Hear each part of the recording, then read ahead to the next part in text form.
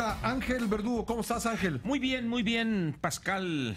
Ya creo que la gente ha escuchado demasiado de fútbol y yo no soy especialista ni no. Sin embargo, eres gran aficionado. Aficionado, ¿verdad?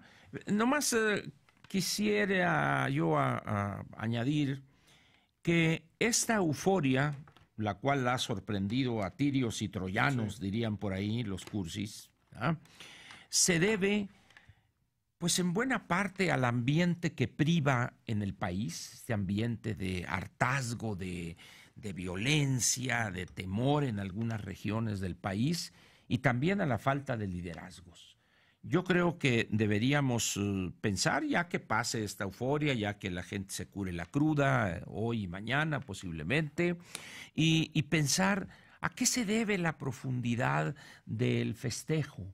¿A qué explica eso? No sé, ya las personas que estudian la cuestión esta de psicología social tendrán más elementos, pero a mí sí me sorprende y la explicación que encuentro es el ambiente ríspido, el hartazgo con el gobierno específicamente, todas estas cosas de corrupción abonadas en estos días por esta casa versión Infonavit Fobiste del dirigente de Petróleos Mexicanos del sindicato.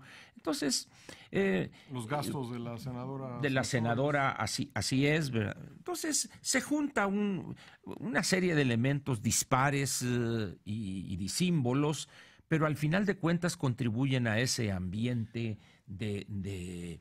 no diría de pesimismo, pero sí de apesadumbrado el mexicano. Sí, es un contraste, digamos, con la visión de que somos un país fracasado, ¿no?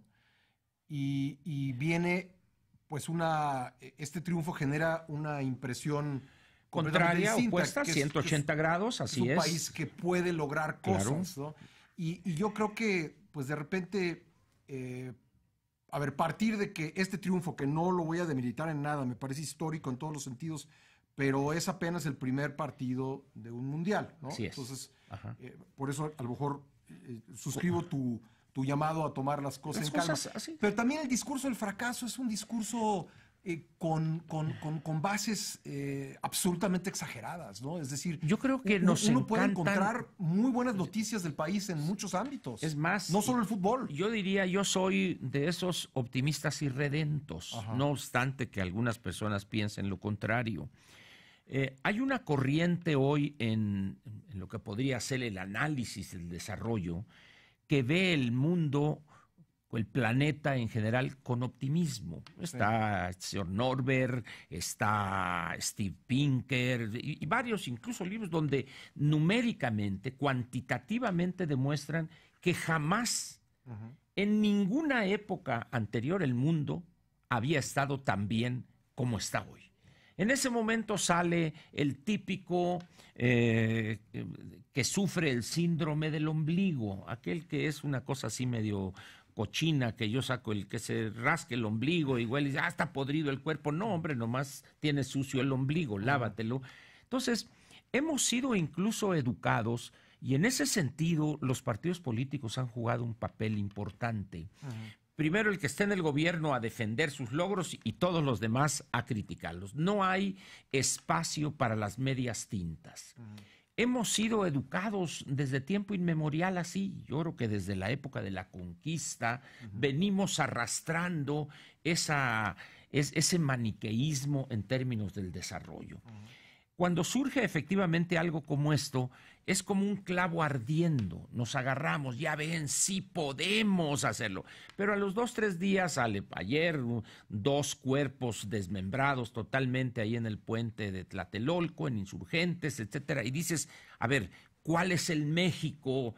Bueno, pues no es ni uno ni el otro, sino es algo intermedio, un país que dentro de todo está creciendo, está creando empleos, mal pagados muchos de ellos, pero hay es decir, no tenemos esa cultura de la objetividad, de ver nos las lanzamos cosas hacia un extremo o otro de manera muy fácil. Nos encanta flagelarnos e inmediatamente sacamos el silicio y empezamos a darnos en la espalda hasta que sangramos. O a la inversa, Sí. si somos parte interesada, decimos esto es jauja, este es el paraíso terrenal, todos pueden entrar sin pagar boleto.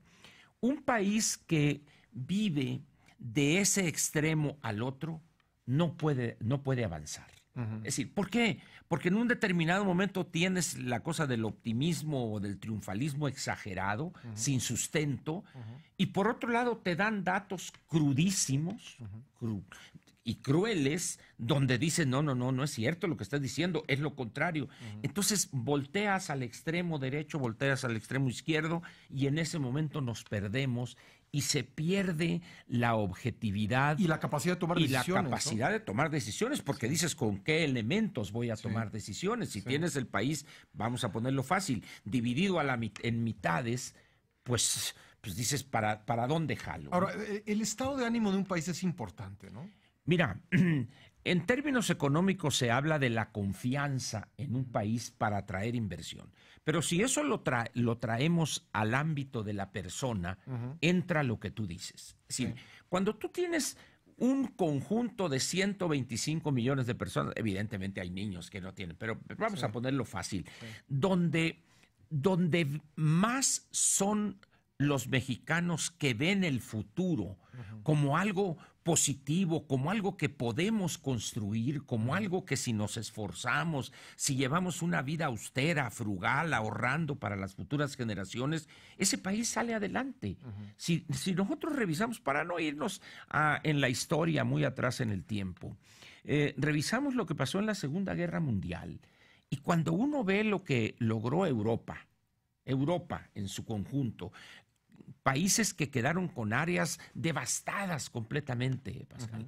Alemania sería el caso extremo, pero también la Unión Soviética, que todavía existía, hoy ya no está entre nosotros, ¿verdad? Pero si tú ves cómo era China a principios de los años 80 todavía, te vas para atrás en lo que encuentras hoy. Y así encuentras muchos ejemplos, pero cuando ya le rascas al asunto, ves tú que ese país había liderazgos que infundieron optimismo para el futuro, donde claramente les dijeron que que tenían que hacer sacrificios durante 10, 20, 30 años y estaban viendo los resultados concretos. Alguien me dirá, bueno, lo que pasa es que en no pocos de esos países los gobiernos fueron gobiernos autoritarios, dictatoriales. Incluso no puedo negar eso. Hay democracias también, pero los casos más sonados, el caso de la República Popular China, por ejemplo, hoy el caso de Vietnam, no obstante haber quedado destruido, etcétera, ¿verdad? Entonces, yo creo que también contribuye un poco, Pascal, la ignorancia. Nos hemos negado casi desde siempre, a analizar lo que pasa fuera de las fronteras mexicanas. Es decir, ¿te acuerdas aquella época del nacionalismo revolucionario, como México no hay dos, y etcétera? Ese donde éramos nosotros el ombligo del mundo, y llegó un momento en que era casi patriótico rechazar lo ajeno. Cuando llega la necesidad de abrirnos, porque tronó el modelo, en ese momento nos encontramos con una realidad que no habíamos imaginado, Pascal. Sí, pero digo, ahí mi apunte a esto sería que no hay que confundir el chauvinismo con el optimismo, ¿no? Por supuesto, son dos cosas completas. Y ese es el daño tremendo que hace el nacionalismo revolucionario, porque te hace pensar que tú eres el que reina por encima de todo. Y hoy encuentras tú, México, es que es el primer país que hace esto. A ver, hace 30 años estos países tienen eso, pero nos ha quedado esa práctica perversa, diría yo, ¿no?